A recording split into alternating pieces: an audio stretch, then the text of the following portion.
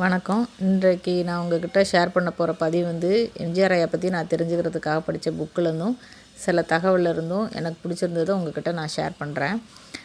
Lloyds road தாய் வீட்டில் ஒரு நாள் எம்ஜிஆர் ஐயாவை பெரியவர் ஒருத்தர் பார்க்க வந்திருக்காரு.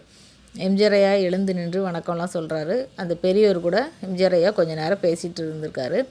அப்புறமா பெரியவர் கிளம்பி போயிட்டார். அந்த பெரியவர் தான் ஜெனோவா அப்படிங்கிற திரைப்பட இயக்குனர் திரு நாகூர் அவர்கள். அன்றைக்கி நைட்டு எம்ஜிஆர் ஐயாவோட அண்ணன் சக்கரபாணி ஐயா எம்ஜிஆர் ஐயா கிட்ட, ராமச்சந்திரா, நாகூர் ஐயா உன்னை எதுக்கு பார்த்துட்டு போனார்? அவர் நேற்றே என்னை பார்க்கும்போது ஜெனோவா படத்துக்கு அவர் கேட்ட கால் ஷீட்டுக்கு மேலே 1.5 பங்கு கொடுத்தாச்சு. இப்போ இருக்கிற உன் மார்க்கெட் சம்பளத்தையும் கொடுக்க ஒத்துக்கிட்டாரு. அதன் பிறகும் ஏன் உன்னை பார்த்தாரு அப்படின்னு கேள்வி மேலே கேள்வியாக கேட்டுக்கிட்டு இருக்காரு. அதுக்கு எம்ஜிஆர் ஐயா சொன்ன பதில் பாருங்கள். அண்ணா, அவங்களுக்கு படம் எடுக்க தெரியும், பிஸ்னஸ் தெரியாது. வித்த விலையை விட செலவு ஜாஸ்தி ஆகிடுச்சான்.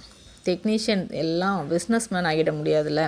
போதாக்குறைக்கு அவரோட மகா வேற இறந்து போயிருக்காங்களா, அதில் வேற மனசு உடைஞ்சு போயிருக்காரு. பாவம், அந்த பெரியவர் அழுதுட்டாரு. என்னால் தாங்கிக்கவே முடியலை அப்படின்னு சொல்லியிருக்காரு.